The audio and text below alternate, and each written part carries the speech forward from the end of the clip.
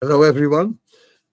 We are going to talk about a paragraph in the Encyclopedia, part of the introduction to Absolute Spirit, which is quite enigmatic. And we need to develop a kind of method of reading such a paragraph. And I'm going to talk about that today as well. We're going to talk about the um, flow of the argument, the FOTA, the flow of the argument, which I believe is a very good way to um, analyze and explain text of Hegel. So, without further ado, let's dive into the text that we are going to talk about today, paragraph 554 of Hegel's Encyclopedia of Philosophical Sciences. Now, this is what it looks like in English. 554, we already talked about 553, the so-called concept of the mind or the notion of the mind. Um, if you want to look for the reality of the mind, you have to look into the mind itself, spirit. Spirit and its reality are actually one, even though there are, let's say, inner differences. Um, we'll see um, what that exactly means. But absolute spirit knows itself to be spirit, that is subjectivity, and reality. There's no gap between the two, but there is some sense of distance. Um, for example, I know myself, but I don't know all about myself. I don't know myself in totality. That doesn't mean that I don't know myself, but it means that my self knowledge is somehow limited. And that's the same with absolute spirit. In the first instance, it knows itself by projecting itself in a work of art. And it knows itself at a higher stage by knowing itself as religion. That is to say, to have this self knowledge in the form of religious knowledge. And then finally, we reach the highest stage, which is the concept of philosophy itself, where the spirit really and truly understands itself as such and understands itself to be identical to its own reality. Now, if you take a look at paragraph 554 in this translation, then we find this: the absolute mind, while it is self centered identity, is always also identity returning and ever returned into itself.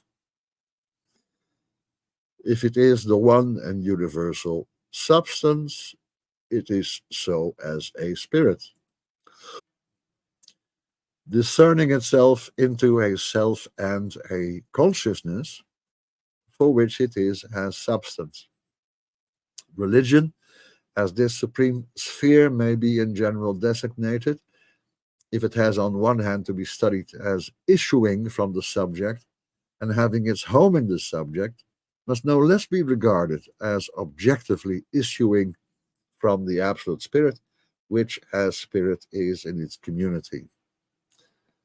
Now, I can start explaining all of this, but it will still remain a quite enigmatic passage. I can take out the basic statement and I can say, well, absolute mind is religion.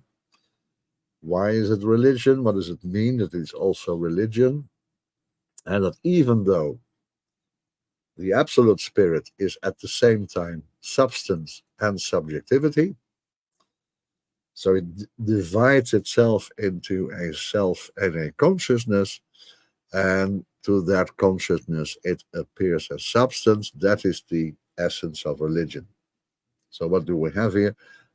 Um, the consciousness of the absolute appears as religious consciousness. Um, the object of religious consciousness is actually itself. It is the absolute, but that is also consciousness. It divides itself into the two. So you have one absolute that divides itself in the object of consciousness, of a consciousness, which is God, and that religious consciousness itself. And what it needs to find is that element of its consciousness of the absolute, or its religious consciousness, to find the element in which that religious consciousness and its object, God, are actually the same. And that is what we find in the second statement. If we try to summarize it like this, the absolute spirit is in its community. Hegel's argument is that the community, the church, is the community of the spirit, and it is both directed towards the spirit, that is to say, to God as spirit, but it is also itself a spiritual community, totally determined by its object. This is one way to do it. And even better, we can take a look at the German text of the whole thing and see if that might help to clarify it a little bit. The absolute Geist, the absolute spirit, not mind, but spirit, I would prefer to translate with the word spirit, ist ebenso ewig in sich seiende als in sich zurückkehrende und zurückgekehrte Identität. So the absolute spirit is just as much eternal being in itself as it is identity that turns back to itself and is already returned to itself, an identity. So question is, why does Hegel emphasize this notion of identity so much? Now, I think that is because what follows, die eine und allgemeine Substanz is Hegel's technical word of with which he wants to describe the character of the whole of reality as one single totality, but as being in itself. So without subjectivity, pure objectivity. But this is a spiritual objectivity, and it's universal. It has das Urteil, the proposition, the judgment, in itself. So it is capable of dividing itself in two, just like in the proposition. It is something that has characteristics. That is what substance also means and implies. And that you have all these various predicates or characteristics of that one single reality. We have to think about Spinoza in this context. But it's also a knowledge. So it has the judgment, the division in itself and in a knowledge. And in that knowledge, it is what it is as such. So only in the knowledge of the absolute is the absolute itself. But the knowledge of the absolute is not something outside of the absolute. Hegel maintains that that is Spinoza's greatest error. The knowledge of the absolute has also to be part of the absolute. Otherwise, the absolute is not the absolute. It's not a totality anymore. If our knowledge of the totality is not within the totality, then the totality is not complete. It's not really total. And we'll see later on how important that is.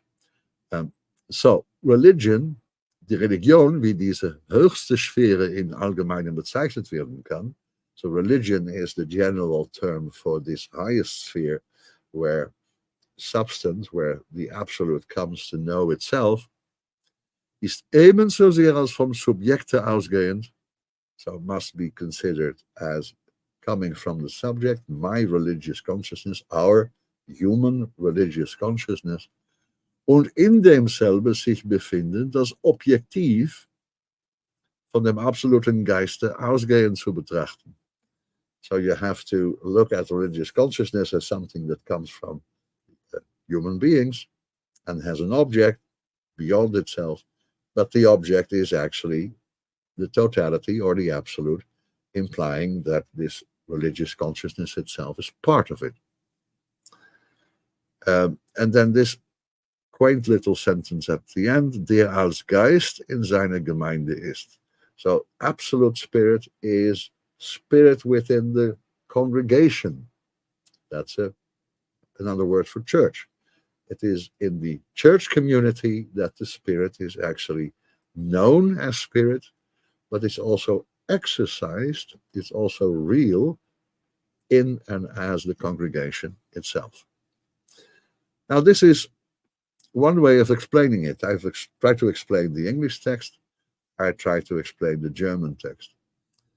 But how can we deal with that in a slightly different way? Well, this is what I would like to propose to you, if I can find the beginning here. So this is the text that we just saw in the translation. It's a very dense and very difficult text to understand. And the German, even though for me, because I know German, it had elements of clarity that were not there in the English translation, but still it remains a dense and very difficult text.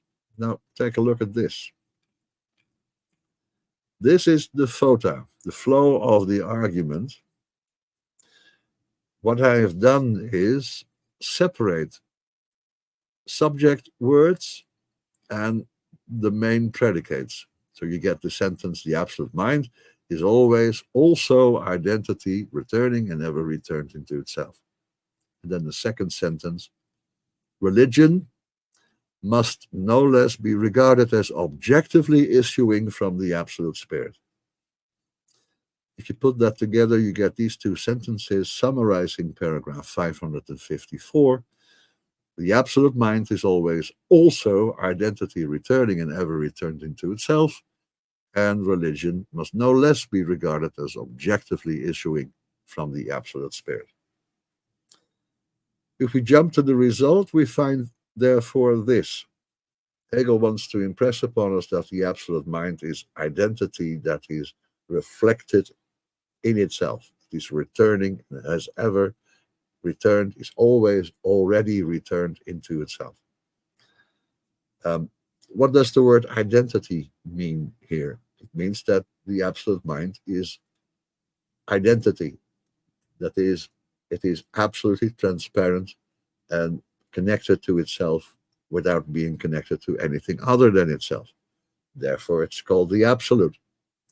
It's pure identity with itself. In all its different parts, in all its different expressions, it remains one and the same. And that is not something to be achieved. That is something that is already there. It's, in some sense, eternal. Okay, so that is the ultimate object, to understand the absolute spirit. But when we are going to talk about religion, we will find that religion has the very same object. That's one of Hegel's ideas. Philosophy and religion actually share the object. The difference between them is merely a matter of perspective. How do they relate to the absolute? Well, philosophy in a different way than religion, because religion doesn't understand one element, or has not yet expressed one element, which is the identity between the religious consciousness and its object. Nevertheless, in religion, everything is contained, basically, what can be said about the absolute spirit. And it is said in such a way that it is what a congregation can be. And that might be something that is the ultimate superiority of religion over philosophy, that this consciousness of the absolute can be shared, can be celebrated, can function as the cohesion among human beings. But we will get to that when we start reading the chapter on religion. But the basic statement here is religion is also issuing from the absolute spirit. Religion is not man-made. Religion is a reflection of the absolute within the church, within groups of humanity. It's objectively issuing from the absolute spirit. So there is an objectivity to religion that has to do with the way the Absolute Spirit expresses itself. And in religion, it expresses itself in the dichotomy or in the relationship between religious consciousness and the Absolute. There are other elements of religion that might not be at the same level of understanding, and that is what Hegel calls positive religion. Positive religion is the sum total of all the stories, the Bible stories, the traditions of the church, the rituals of the church. All of that together is the positive religion. That is the way this religion functions very concretely in the life of a congregation. But the essence of that is that the religious community understands God to be spirit, and actually, in understanding God to be spirit, it establishes itself as a spiritual community. It's not a community of flesh and blood, not a political party. It has nothing to do with our private interests. It is a community formed, in theory at least, formed exclusively by and on behalf of the Absolute Spirit. And that makes a religious community so very special, and that makes religious consciousness really a very high degree of understanding of oneself and the Absolute, even though in the forms of positive religion, this true essential philosophical understanding might be diminished to some degree. But now take a look at the flow of the argument. So, the absolute mind, its self-centered identity, that is the first block, the first thought that we have here. This is the first great statement about the absolute mind. Now, there are three distinct statements, and they're nested like this. If it is the one and universal substance, it is so as a spirit. When we're talking about the absolute mind, if we can say that absolute mind is identical to the whole of reality, the universal substance, it has to be like that as spirit. Otherwise, it wouldn't be spirit at all. And the substance would be beyond, above and beyond spirit. Now, dividing itself, discerning, the translation says, I'm not sure that is a very good translation, but dividing itself into a self and a consciousness. So there is something personal as an object, and there is a consciousness of that personal as an object, for which it is as a substance.